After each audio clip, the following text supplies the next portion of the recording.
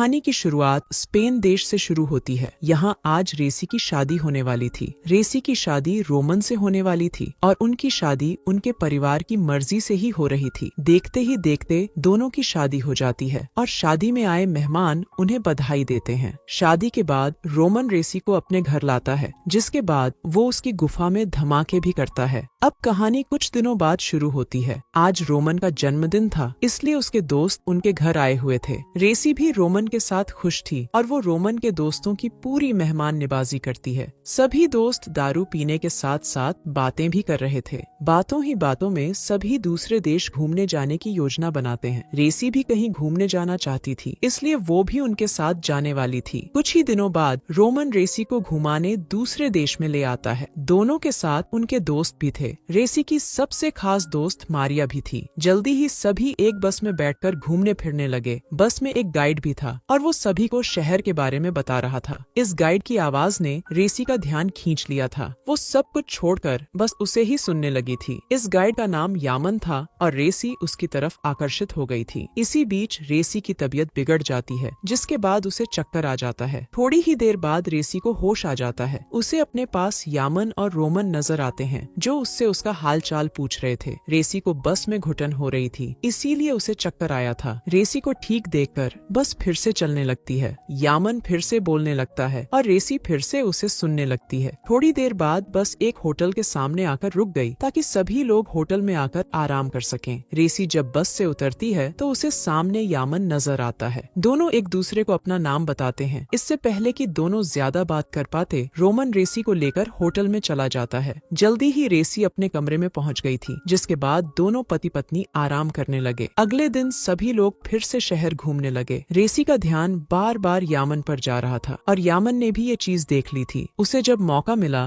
तो वो रेसी के पास आता है और उससे छेड़छाड़ शुरू कर देता है। उसकी छेड़छाड़ से रेसी गर्म तो हो गई, लेकिन वो खुद पर काबू पाकर उससे दूर हो जाती है। घूमने फिरने के बाद सभी लोग कुछ खाना पीना चाहते थे, इसलिए सभी एक कैफे में बैठ गए थे। इसी बीच रेसी जब अपना रुमाल लेने बस में आती है तो वहाँ उसे यामन मिलता है और वो उसे पकड़कर उसकी गुफा में धमाके कर देता है। वैसे रेसी की दोस्त मारिया ने दोनों को बस में देख लिया था, इसीलिए उसे दोनों पर शक हो गया था। शाम को भी यामन रेसी के होटल में आकर उसकी गुफा में धमाके करता है। रेसी को यामन से प्यार हो गया था, इसीलिए वो उसके साथ पानी निकालने लगी थी। शहर घूमते घूमते दोनों को जब भी मौका मिलता तो दोनों पानी निकालने लग जाते। कुछ दिनों बाद रेसी अपने देश वापस लौट आती है। घर आकर वो कई दिनों तक यामन से बात करने की कोशिश करती है, लेकिन यामन से उसकी बात हो नहीं पाती। यामन ने उसे जो नंबर दिया था वो अब बंद हो चुका था और रेसी को ये बात नहीं पता थी। रेसी की जब यामन से बात नहीं हो पाती तो वो उदास रहने लगी। उसे उदास देखकर मारिया उससे उसकी उदासी का कारण पूछती है। रेसी उसे बता देती है कि मैं यामन से प्यार करने लगी हूँ। सारी बात जानकर मारिया उसे सब कुछ भूलने को कहती है, लेकिन रेसी उसकी बात को अनसुना कर देती है। थोड़े दिनों बाद रेसी रोमन को बताती है कि मैं माँ बनने वाली हूँ। रेसी की बात सुनकर रोमन उदास हो गया। वो उससे कहता है कि डॉक्टर ने मुझे कई साल पहले ही बता दिया था कि मैं गुफा में धमाके तो कर सकता हूँ, लेकिन मैं कभी बाप नहीं बन सकता। उसकी बात सुनकर रेसी हैरान हो गई। रेसी को बच्चे पसंद नहीं थे और न ही वो शादी के बाद बच्चा चाहती थी।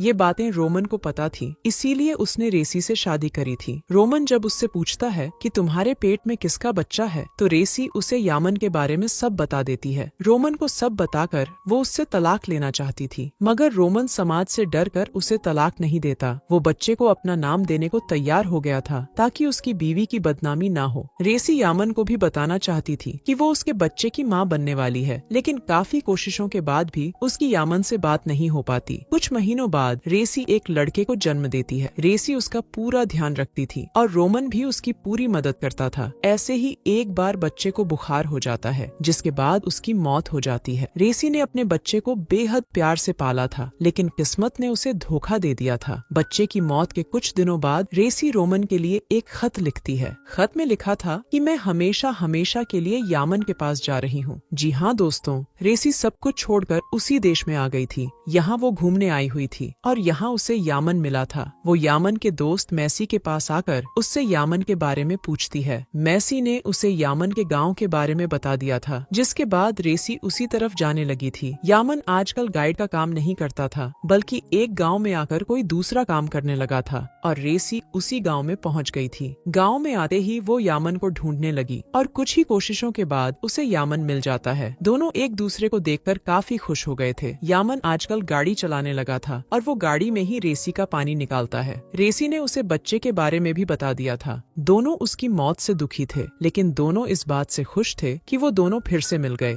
जल्दी ही वो रेसी को अपने घर लेकर आता है। यामन भले ही गांव का था, लेकिन उसका घर शहर में था। रेसी को उसका छोटा सा घर काफी पसंद आता है। घर में आते ही दोनों फिर से शुरू हो जाते हैं। रेसी अब उसी के साथ रहने वाली थी और यामन भी उसे अपने पास ही रखना चाहता था। कुछ दिनों बाद रेसी अकेली ही पासपोर्ट दफ्तर में आती है। वो हमेशा हमेशा के लिए इसी देश में रहना चाहती थी। दफ्तर वाले उसे बताते हैं कि या तो तुम कोई ढंग का काम करने लग जाओ या फिर यामन से शादी कर लो। दफ्तर वालों की बात सुनकर रेसी यामन के घर चली आई। कुछ देर बाद यामन के घर एक बूढ़ी लेडी आती है और उसके साथ 2 बच्चे भी थे। ये लेडी यामन की माँ थी और वो उससे ही मिलने आई थी। वो रेसी को बताती है कि ये दोनों बच्चे यामन के हैं और मैं बच्चों को यामन से मिलाने आई हूँ। पहले पहले तो रेसी उसकी बात पर यकीन नहीं करती, लेकिन जब यामन आकर बच्चों से मिलता है तो उसे उस पर बेहद गुस्सा आता है। बच्चों के जाने के बाद रेसी उससे उसकी बीवी के बारे में पूछती है। यामन उसे बताता है कि मैं तलाकशुदा हूँ और मैं सिर्फ अपने बच्चों से प्यार करता हूँ। मेरी शादी बिल्कुल सफल नहीं रही थी और अब मैं शादी के नाम से भी नफरत करता हूँ। मैं तुम्हें खोना नहीं चाहता था, इसीलिए मैंने ये बात तुमसे छुपा कर रखी थी कि मेरे 2 बच्चे भी हैं। रेसी तो आज उससे शादी की बात करना चाहती थी ताकि वो हमेशा के लिए उसके साथ रह सके, मगर यामन को शादी से नफरत थी, इसलिए कुछ दिनों के बाद वो काम ही शुरू कर लेती है। वो यामन के साथ मिलकर चादरें बनाने लगी थी और इस काम में यामन का दोस्त मैसी भी उनकी मदद करता था। ऐसे ही एक दिन एक अमीर बंदा उनके घर आता है। वो चादरों का बड़ा ऑर्डर देना चाहता था, लेकिन ऑर्डर के साथ साथ वो रेसी की गुफा में धमाके भी करना चाहता था। यामन को इस चीज से कोई परेशानी नहीं थी, लेकिन रेसी इसके लिए नहीं मानती। रेसी उससे प्यार करती थी, लेकिन वो साला उसका फायदा उठाकर पैसे कमाना चाहता था। रेसी उसे मनाने की काफी कोशिश करती है, लेकिन वो साला मानने को तैयार ही नहीं था। थक हार कर रेसी बंदे को खुश कर देती है और वो उन्हें बड़ा ऑर्डर दे देता है। बंदा रेसी से इतना खुश हो गया था कि वो तोहफे में उसे एक छोटी सी गन भी दे देता है। ऐसे ही एक दिन जब रेसी बाजार से घर वापस आती है तो मैसी उसे घर में जाने से रोकता है। उसके रोकने के बाद भी रेसी अंदर आती है और उसे यामन के साथ एक लड़की नजर आती है। बड़ा ऑर्डर मिलने के बाद यामन के पास पैसे आ गए थे, जिसके बाद वो उन पैसों से मजे करने लगा था। रेसी समझ गई थी कि जिससे वो प्यार करती है वो साला गलत बंदा है। उसका दिल तो कर रहा था कि उसे तोहफे में जो गन मिली थी उसी से उस साले को मार डाले। अगले दिन यामन रेसी को लेकर एक क्लब में आता है। उसके साथ वो नई लड़की भी थी जिसे रेसी ने उसके घर में देखा था। यामन चाहता था कि ये नई लड़की भी उसके घर में उसके साथ ही रहे, ताकि वो रेसी के साथ साथ इस नई लड़की के साथ भी खूब मजे कर सके। रेसी को उसकी बात सुनकर इतना गुस्सा आता है कि वो गन निकालकर यामन के डंडे पर गोली चला देती है। क्लब में शोर के कारण किसी को कुछ पता नहीं चलता। यामन को भी पहले पहले यकीन नहीं होता, लेकिन जब रेसी चली जाती है तो यामन की मौत हो जाती है। जल्दी ही रेसी भी इस देश से भागने की तैयारी कर लेती है ताकि वो अपने देश वापस जाकर अपनी बाकी की जिंदगी अकेली बिता सके।